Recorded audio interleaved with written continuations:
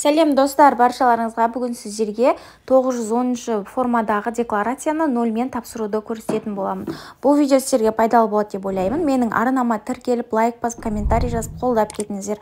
Алдын ала сіздерге үлкен рахмет. Ең алдымен сіздер кабинет налогового плательщика деген базаға ECP күліштарыңызбен кіріп аласыздар. Кабинет КГД.gov.kz деп. Міне осылай кіріп аласыздар. Сосын сіздер ең біріншіде өздеріңіздің данныйларыңызды көріп аласыздар. Оны сервисы деген жерге барасыздар. Регистрационный данные деп тұрады, соған кіресіздер. Міне осы жерде сіздерге регистрационный данные деп тұрған жерде бүгінгі күнмен сіздер қай күні отчет тапсырып жатырсыздар, сол күннің обновление болу керек, сол күнгі датамен. Егер де ол күнгі датамен обновление болмаса, осы жерде вопросе данные деген болады, соны басып жібересіздер. Сосын бүгінгі күнмен обновление болады. Қайта-қайта обновить ете бересіздер, сосын данныйларыңыз обновление болады. Осылай барлығын обновление істеп аласыздар бүгінгі датамен данныйларыңызды. Сосын төменге қарай түсесіздер. Бізде ол жерде төменге қарай түскен кезде по месту және по месту нахождения ИП сол данныйлар керек болады бізге. Бұл жерде ең керегі осы міне 9-шы разделде по месту жительства қандай орган государственных доходов деп тұрған жердегі УГД номер керек болады. Міне осы жердегі по месту жительства және астында по месту нахождения ИП деп тұрады. Ол ИП-ның адресінің УГД номері. Осы екеуін сіздер суретке түсіріп аласыздар. Осы екеуі керек болады сіздерге. Немесе бір жерге түртіп жазып қойсаңыздар болады. Енді бізде келесі шақта настройки бөліміне барасыздар. Сол жерде настройки форм деген болады. Настройки формға кіресіздер және сіздер қай жылдың отчетін жіберіп жатырсыздар. Сол жылдың отчетін таңдайсыздар.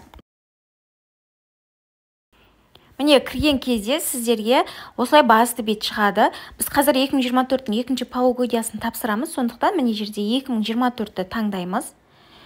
2024-ті таңдап болғаннан кейін ең астына қарай түсесіздер. Сол жерде 910 формадағы декларация деп тұрады.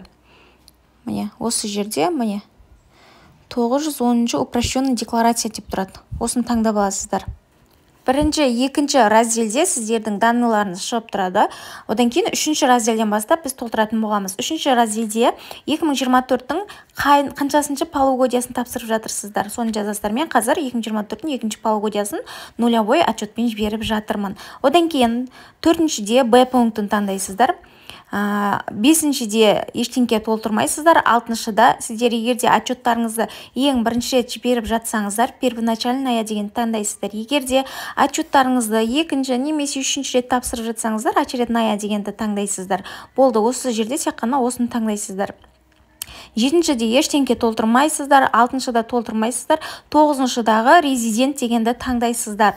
Одан кейін 11-де ештеңке толтырмайсыздар. Болды, бірінші страницада тек қана осыны толтырамыз. Енді келесі екінші страницада медицинский страхование деген жерге, егерде сіздер категорияға жатпасаңыздар, страховка төлеу сіздерге міндетті. Егерде категорияға жатсаңыздар, студент немесе декретте отырған болсаңыздар, страховка төлемей қойсаңыздар болады. Страховкаға 0 қойып жазамыз. Келесі үшінші страницаға емес, төртінші страницаға кіресіздер. Төртінші страницада бұл жерде налогтарыңызды белгілейсіздер және жаңағыдай регистрационный данныда көрген адрес УГД номерлеріңізді жазасыздар осы жерге. Бірінші біз налогымызды жазып аламыз. Налогты жаңағыдай УГД номерде ИП-ның адресі қайда, сол жақты белгілейсіздер налогтарыңызға. Осылай УГД номеріңіз жазасыздар, сосын найти таңдайсыздар. Егер де сіздер адрестеріңіз ауылды жерлерде болса, ауылдарыңызды осы жерден таңдап, выбрать деп таңдайсыздар.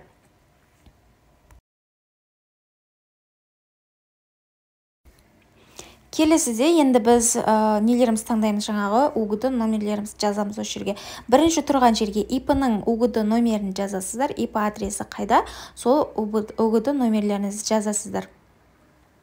Осылай жазасыздар және выбрать деп таңдайсыздар. Одан кейін екіншіде сіздер пропискаларыңыз бойынша таңдайсыздар УГД номерді.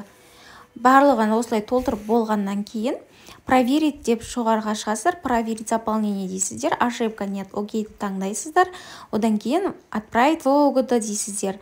Осы жерге ЭЦП ключтарыңызды таңдайып, парольдарыңызды жазып, выбрать деп осылай отчеттарыңызды нулевкамен жібере берсеңіздер болады.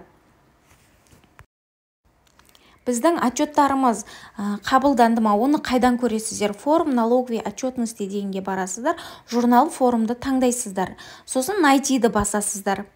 Міне біздің қазіргі жіберген отчетымыз обработкада тұр.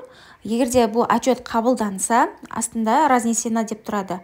Тура осы статус деген жерде разнесена болып тұрады. Міне осылай разнесена болып тұрады отчеттарыңызды тапсырғаннан кейін. Мен осы жерге номерімді қалдырып кетемін. Сіздерге отчет тапсыруға көмектесемін. Маған хабарласып, маған жазсаңыздар болады.